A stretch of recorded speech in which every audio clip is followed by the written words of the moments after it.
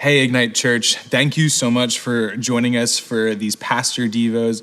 We've loved having the chance to get to sit with you and get to be a part of everything that's going on in your lives throughout this COVID season. And as we're transitioning back into what this new normal could look like, we're super excited to be able to see where we go from here. Now, today, I want to talk to you guys about something that I don't think is talked about much.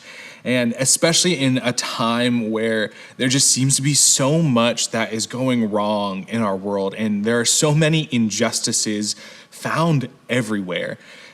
It raises a lot of questions for us where we have to ask ourselves, well, what do I do? What's my response to these things? How do I react to all of these frustrations and sadness and all of these things that can weigh really heavy on our hearts? And I know myself personally, recent events that have transpired over the last few months have made it all the more real that we live in a broken and fallen and unjust world that is waiting to be redeemed.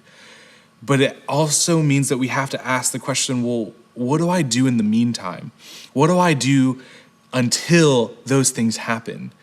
And I think whenever we have these frustrations and this darkness and these things happen at the beginning, we find ourselves with a lot of these questions. And these questions tend to be questions of lamenting. And so I actually want to take time and talk about what does it look like to lament in our lives? And what does that even mean for us to lament? Because you see, we don't tend to talk about it. No one wants to be the pastor that talks about lamenting and talks about sadness and talks about heartache. But I think it's also a very important part of our walk with God. And I think it's an important part of being authentic with Jesus. Because you see, it's so rarely talked about, yet there are so many things that surround us. It almost feels taboo to talk about lamenting. But we have those questions of suffering, of how many must suffer, how many must perish from these things, how long is this going to go on? And like I said, these are questions of lament. But when something awful happens, lament, you see, it gives us this healthy way of processing. It gives us this healthy way of reaching out and asking God these questions and processing through these hard emotions that we all have. And it doesn't ignore them. Our tendency is to kind of shove them away and to not call out and cry out to God in those moments. And it tends to be, we put on this face of everything's fine. I'm going to sing praises and I'm going to worship his name, which is good in heart.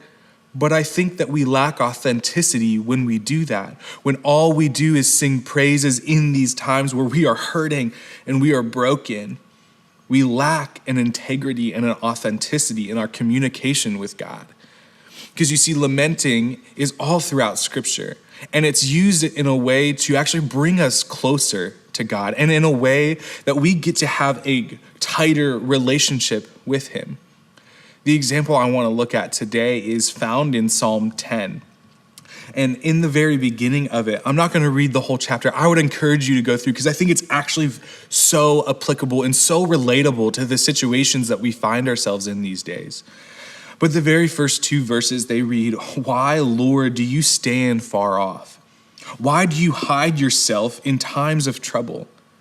In his arrogance, the wicked man hunts down the weak who are caught in the schemes he devises." How often have you thought, God, where are you in this situation? Why are you so far away? Why are you letting these horrible things happen to innocent and good people? Why are people suffering in these ways? And it can feel as if Jesus is so far away, but we also feel this need to stuff that away and to not verbalize it. Now, if you are serving a God that can't stand to be asked a question or two, then I think we're serving two different gods, because I know my God is big enough to be able to withstand some of those questions and to have answers for them as well. Now, they might not always be answers that we want or that we understand, and sometimes we might not even get the fullness of it, and we see that here in Psalm 10. But throughout Scripture, we see this psalmist coming to God and saying, "Where are you? Why are you not doing something with this? And especially in that second verse of in his arrogance, the wicked man hunts down the weak who are caught in the schemes he devises. And how often we can see that where we feel like that is exactly what is on our news stream. But so what the psalmist doesn't do is he doesn't stifle it. He doesn't push it away, but he actually takes it in a healthy way. He doesn't take it to Facebook. He doesn't take it to Instagram to work through his emotions.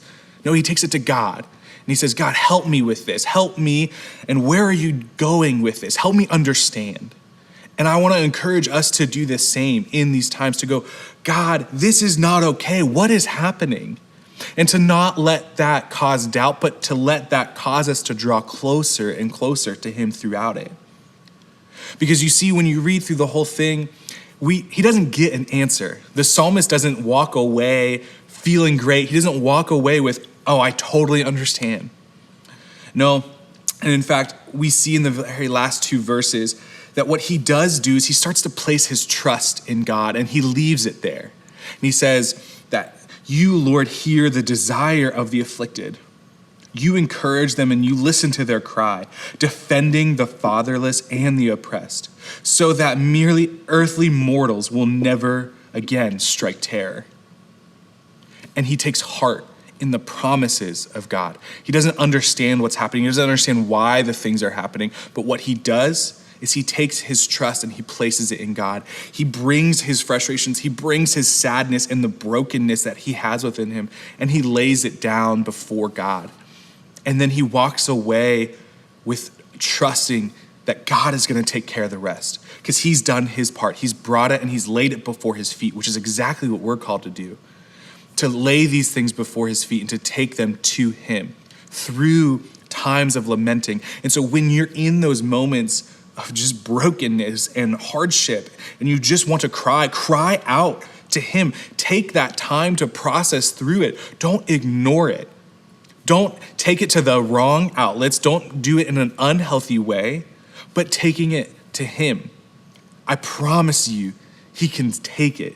And he wants that. He wants that intimate relationship. He doesn't want to be there when everything is just good, but he wants to be there also when things are hard. And so my challenge to you is, how are you taking these things that are happening in our world, and how are you relearning the process and the art that is lamenting, and taking these things and then placing your trust that he has it all figured out, that he does have a plan for it. But it ends with us trusting God and leaving it there.